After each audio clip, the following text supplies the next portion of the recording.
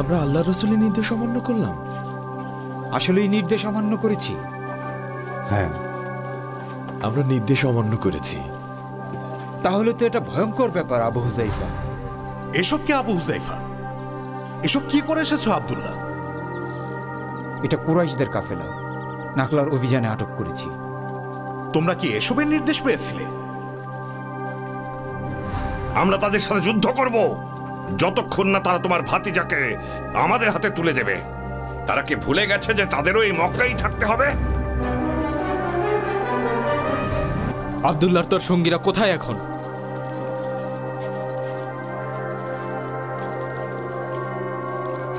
তারা সবার অগোচরে লজ্জায় মুখ লুকিয়ে আছেন। ক্ষমা করে দিয়েছেন, তাই তোমাদের আর ভয় নেই। আপনারা বলেন পবিত্র মাসে কাউকে হত্যা করা মহাপাপ। এর চেয়ে বড় পাপ যখন বিজ্ঞ ব্যক্তি সত্যকে চিনতে পারে না। এই কবিতার মানে কি? আল্লাহর রাসূল হাসানকে বলতে বলেছেন।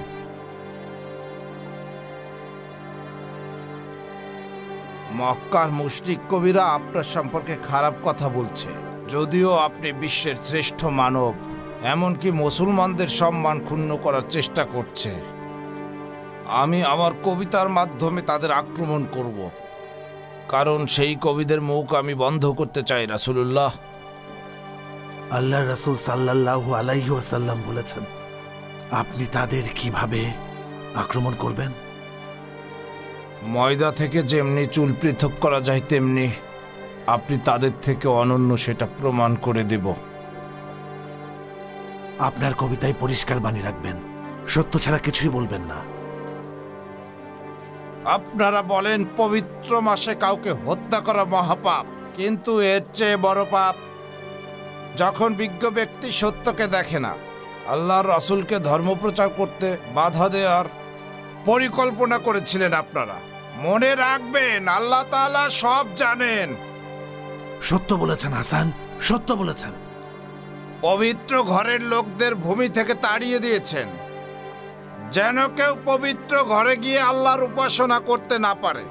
তারা এমনকি রাসূলকে হত্যা করে আমাদের উপর কলঙ্ক দিতে চেয়েছিলেন। আর যে ব্যক্তি ইসলামকে ঘৃণা করে এমন একজন ব্যক্তির উপর আমরা বদলা নিয়েছি, ইবনুল হাদরামিকে হত্যার মাধ্যমে। ওয়াকিদ যখন নাখলার কাছে যুদ্ধ শুরু করেছিল, তখন ওসমান ইবনে আব্দুল্লাহ আমাদেরকে রক্ষা করেছিলেন, যাকে পরে লোহার শিকলে বেঁধে রাখা হয়েছিল, আর তিনিই ফিরে এসেছেন। খুব ভালো লাগলো হাসান। আল্লাহ আপনাকে উত্তম প্রতিদান দিবেন। আপনার কথা তাদের কাছে তীরের আঘাতের চেয়েও বেদনাদায়ক হবে।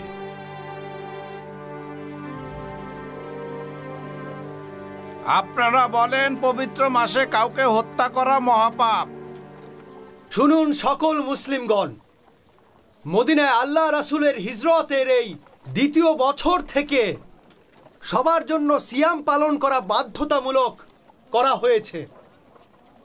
আউযু বিল্লাহি মিনাশ শাইতানির রাজিম, বিসমিল্লাহির রহমানির রহিম। হে মুমিনগণ, তোমাদের উপর সিয়াম ফরজ করা হয়েছে, যেভাবে ফরজ হয়েছিল তোমাদের পূর্ববর্তীদের ওপর, যাতে তাকওয়া অবলম্বন করো নির্দিষ্ট কয়েকদিন। তবে তোমাদের মধ্যে যদি কেউ অসুস্থ কিংবা সফরে থাকে, তাহলে অন্য কোনো দিন সেই সংখ্যা পূরণ করবে। আর যাদের জন্য তা কষ্টকর হবে, তাদের কর্তব্য ফিদিয়া, একজন দরিদ্রকে খাবার প্রদান করা। অতএব যে স্বেচ্ছায় সৎ কাজে নিয়োজিত থাকবে তার জন্য কল্যাণকর হবে। আর সিয়াম পালন কল্যাণকর যদি তোমরা জানো। সাদাকাল্লাহুল আযীম।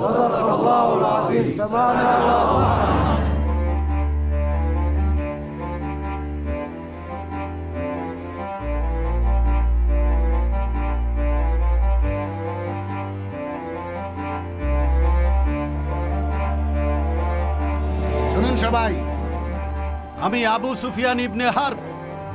আমি কাফেলার নিরাপত্তা নিয়ে ভয় পাচ্ছি, তাই আমাদের মধ্য থেকে কিছু লোককে সামনে খবর আনার জন্য পাঠাচ্ছি। যদি তারা মুহাম্মদের বাহিনী সম্পর্কে কিছু জানতে পারে, তাহলে আমাকে জানাবে। তখন কাফেলাকে নিরাপদ স্থানে নিয়ে যাব। রক্ষীরা আরো সতর্ক হন। মক্কা থেকে সিরিয়া পর্যন্ত পুরো বাণিজ্যের সম্পদ এই কাফেলায় আছে। তাই মুহাম্মদ আর তার সঙ্গীদের হাতে পড়লে আমাদের অনেক বড় সর্বনাশ হয়ে যাবে। চলো।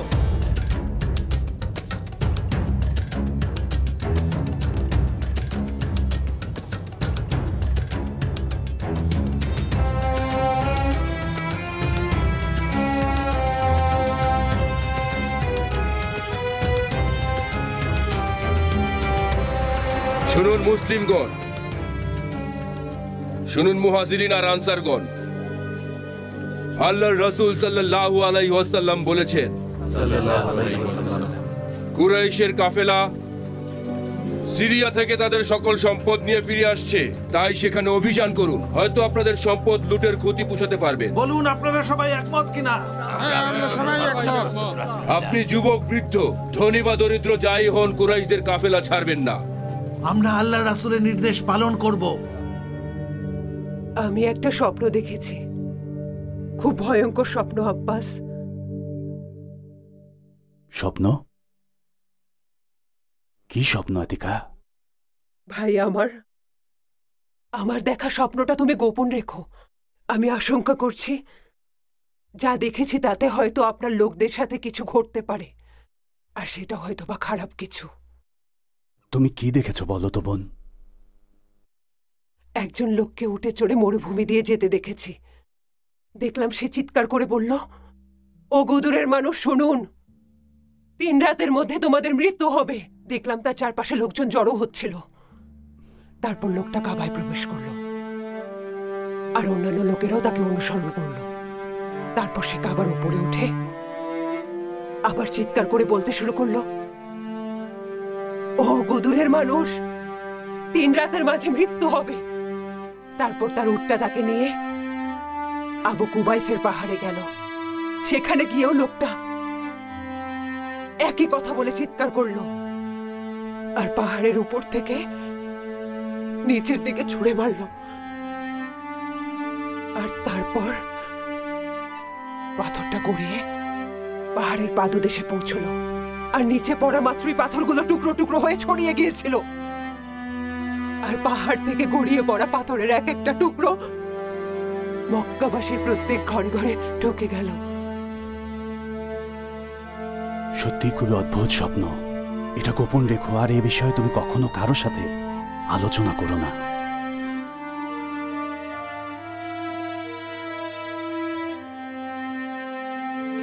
আব্বাস, আপনার সাথে অনেকদিন কথা হয় না।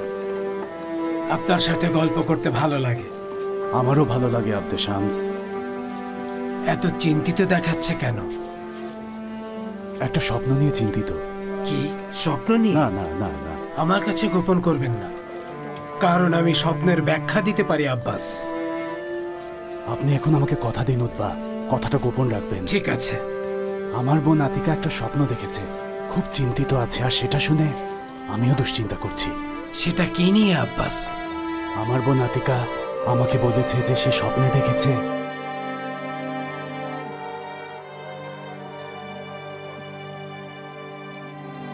শুনুন মুসলিমগণ, আল্লাহর রাসূল সাল্লাল্লাহু আলাইহি ওয়াসাল্লাম নির্দেশ দিয়েছেন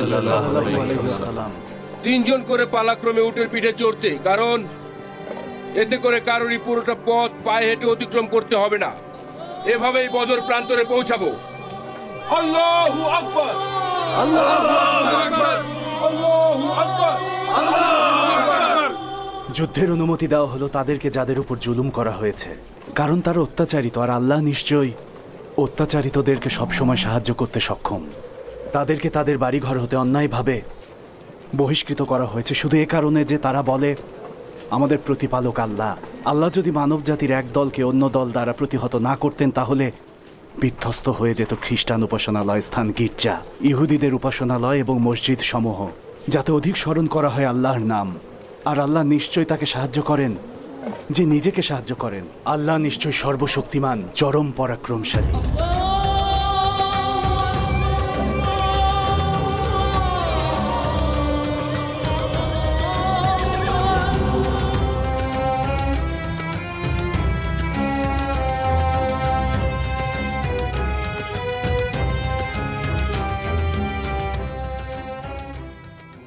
আপনাকে অস্থির দেখাচ্ছে কেন আবু সুফিয়ান? কিছু নিয়ে দুশ্চিন্তায় আছেন? নিরাপদে না পৌঁছানো পর্যন্ত আমার দুশ্চিন্তার শেষ নেই। সতর্ক থাকা বুদ্ধিমানের কাজ, আর আপনি একজন বুদ্ধিমান ব্যক্তি। এসব তোষামতি কথা অন্যদের জন্য কিছু রেখে দাও আমরা। সবাই তোষামোদি করে, তাই আমিও একটু করলাম আর কি।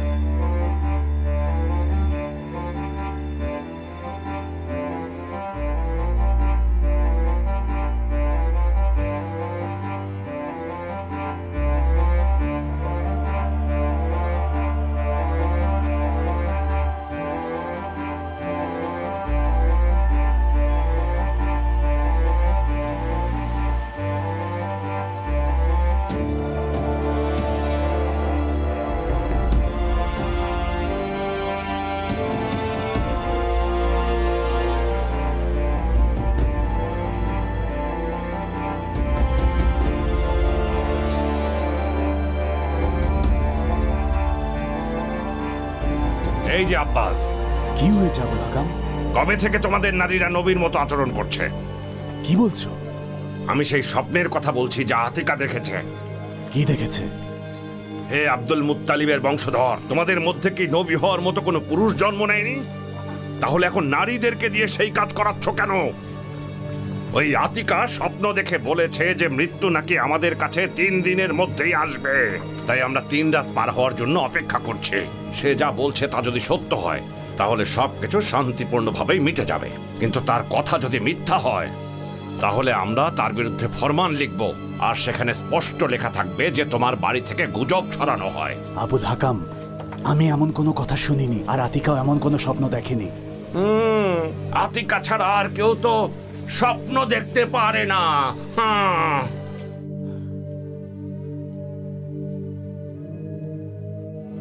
রমজান মাসে আল্লাহর রাসূল সাল্লাল্লাহু আলাইহি ওয়াসাল্লাম অনেক স্থানে যাত্রা করেন ইসলাম প্রচারের জন্য।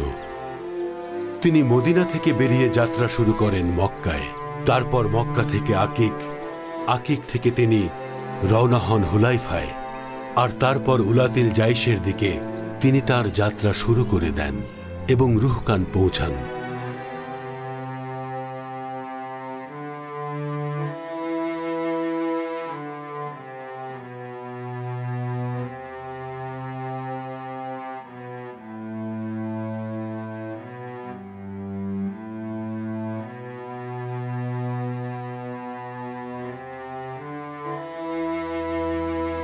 শুনুন মুসলমানগণ, আল্লাহর রাসূল সাল্লাল্লাহু আলাইহি ওয়াসাল্লাম তিনি বলেছেন কুরাইশদের কাফেলার খবর তিনি পেয়েছেন। এখন আপনারা কি করতে চান? ইয়া রাসূলুল্লাহ, আমি বলি যে আমরা আগে তাদের অবস্থান নিশ্চিত করি, এরপর আপনি যা নির্দেশ করবেন তাই করব। এতে আমরা মৃত্যুর মুখোমুখি হলেও সমস্যা নেই। হে আল্লাহর রাসূল, কুরাইশ গোত্রের লোকেরা আমাদের উপর অত্যাচার করেছে, ঘর বাড়ি থেকে তাড়িয়ে দিয়েছে, তাই আমার মতামত কুরাইশদের কাফেলায় আক্রমণ করে তাদের হত্যা করা উচিত আর তাদের সম্পদ লুট করা উচিত। শুনুন রাসূলুল্লাহ, আল্লাহ আপনাকে যা আদেশ দিয়েছেন তাই করুন। আল্লাহর শপথ, আমরা আপনার পাশে থাকব। ইসরায়েলের লোকদের মতো বেঈমানি করব না। তারা বলেছিল তুমি আর তোমার সৃষ্টিকর্তা যুদ্ধ করো, আমরা এখানে অপেক্ষা করি। আমরা বলবো আল্লাহর আদেশে আপনি যুদ্ধ করতে গেলে আমরা আপনার পাশে আছি। আপনি যদি বারাকাল গিমাদের দিকে অগ্রসর হন তবে আপনার সাথে আমরাও বিজয় অর্জন না করা পর্যন্ত লড়াই করব। আল্লাহর রাসূল সাল্লাল্লাহু আলাইহি ওয়াসাল্লাম বলেছেন, শুনুন মিকদাদ, আপনি একজন ভালো মানুষ। শুনুন মুসলিমগণ, রাসূল সাল্লাল্লাহু আলাইহি ওয়াসাল্লাম বলেছেন সকলকে পরামর্শ দিতে। আমার কিছু বলার আছে হে আল্লাহ রাসূল। ঠিক আছে, আপনি বলুন স্যার। রাসূল সাল্লাল্লাহু আলাইহি ওয়াসাল্লাম বলেছেন তিনি আপনার মতামত শুনতে চান। হে আল্লাহর রাসূল, আপনার উপর আমাদের পূর্ণ বিশ্বাস আছে। আপনার উপর অবতীর্ণ হওয়া বাণীর উপর ঈমান এনেছি এবং সাক্ষ্য দিয়েছি আপনি সত্য নিয়ে এসেছেন। আমরা আমাদের কথা রেখেছি আর আপনার আনুগত্য করার অঙ্গীকার করেছি, তাই আপনি যা সিদ্ধান্ত নেন না কেন আমরা সাথে আছি। আল্লাহর শপথ, আপনি সমুদ্রে গেলেও আমরা সাথে যাব। শত্রুদের মোকাবেলা করতে আমরা ভয় পাই না। যুদ্ধে যোদ্ধাদের ধৈর্য প্রমাণিত হয় যুদ্ধকালীন সময়ে যোদ্ধাদের সততার মাধ্যমে। আল্লাহর ইচ্ছায় আমরা আপনাকে যথাসাধ্য সন্তুষ্ট করার চেষ্টা করে যাব, তাই আমাদের সামনে অগ্রসর হওয়া উচিত। রহমত বর্ষিত হোক, আপনি একজন ভালো নেতা। আল্লাহর রাসূল সাল্লাল্লাহু আলাইহি ওয়াসাল্লাম একদিন যুদ্ধের স্থানটা দেখিয়ে বলেছিলেন, এই স্থানটা মৃত্যুর রক্তাক্ত প্রান্তর হবে, যেখানে আজ নয়তো কাল বদরের যুদ্ধ সংগঠিত হবে। আল্লাহু আকবার। আমাদের বাড়ির পুরুষরা নাকি এখন শুধু নবী হচ্ছে না, নারীরাও নাকি নবী হওয়ার প্রতিযোগিতায় নেমে গেছে। কতটা জঘন্য! শোনো আতিকা, আমি বলে দেইনি। আবুল হাকাম, আবুল হাকাম, কি আশ্চর্য! আল্লাহ লানত তোমার প্রতি যে তুমি আমার থেকে পালিয়ে যাচ্ছ।